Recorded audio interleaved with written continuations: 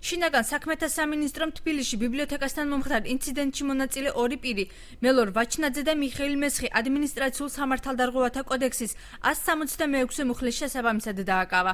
მათ ხულიგნობის მუხლი წაუყენეს. ამასთან დაკავშირებით უმცირესობის წარმომადგენელი პეტრე ზამბახიძე აცხადებს, რომ ეს ხელისუფლების სცენარით დადგმული სანახაობა იყო. მან ხელისუფლება აბაშიძის მმართველობას შეადარა, როცა ჩოლოგთან მისული პრეზიდენტი ხალხმა არ შეუშვა ქალაქში. 9 წლის წინ სწორედ თებერვალში აბაშიძის მიერ ორგანიზებულმა ჯგუფებმა ოპოზიციას გაუწიეს წინააღმდეგობა ფაქტიურად და არ მიცეს საშუალება შეხვედრილიყო ევროსაბჭოს გენერალურ მდივანს, როცა აქ იმართებოდა შეხვედრა და სწორედ ეს არის ჩემი აზრით იგივე მეთოდები, რა მეთოდობითაც აბაშიძე უსწორდებოდა ოპოზიციას. მე ვფიქრობ, ეს არის ძალიან ცუდი.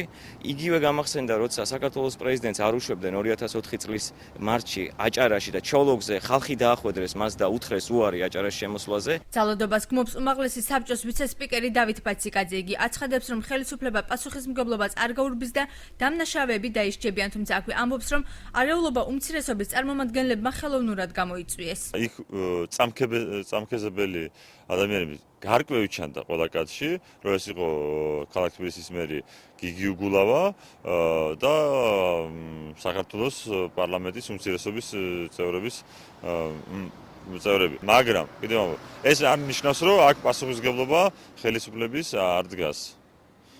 რა თქმა უნდა, ჩვენი წილი პასუხისმგებლობა გაგვაჩნია. მოქალაქეების უმეტესობა თვლის, რომ არეულობა პროვოცირებული იყო, თუმცა ძალისმიერი მეთოდების გამოყენებას არ ამართლებს. ვარყოფითად ვაფასებთ. რა იყო თქვენთვის მიუღებელი გუშინ? ნაციონალების მოქმედება. მე როგორ უნდა შევაფასო? არც ერთი მხარე არ იყოს სწორი. საერთოდ საქართველოს ეს არ უნდა ხდებოდეს. Людям надоело уже. ხალხს ყველაფერი მობეს და პრეზიდენტი მშვიდად უნდა გამოსულიყო და ეთქვა ხალხისთვის რაც სათქმელი ქონდა. მაგრამ აბა რა უნდა ელაპარაკა, ყველა აგენტად და ქუდად გამოაცხადა. მშვიდად წასulis დროა და უნდა მიხვდეს, რომ უკვე ხალხს აღიზიანებს. Потом тоже сидели. ნათმოძრაობას უნდა მიხვდეს, რომ მათი დრო წავიდა. ხომ უნდა მიხვდეს, არა? ეყოფა და იგულას რამდენი ფულები ნახეს, ხალხს დაუჭირეს და ეყოფიან და. რა თქმა უნდა, ჩემ არ ვარგა, მაგრამ ნათმოძრაობას ეკუთვნის, იმიტომ რომ 26 მაისი გაიხსენონ, ხალხი რო ჩახოცეს და ჩაჟლიტეს იქ. და გაიხსენონ 7 ნოემბერი. შინაგან საქმეთა სამინისტროს ბოლო ინფორმაციის თანახმად ხულიგნობის ფაქტთან დაკავშირებით გამოძიება ამჟამადაც გრძელდება.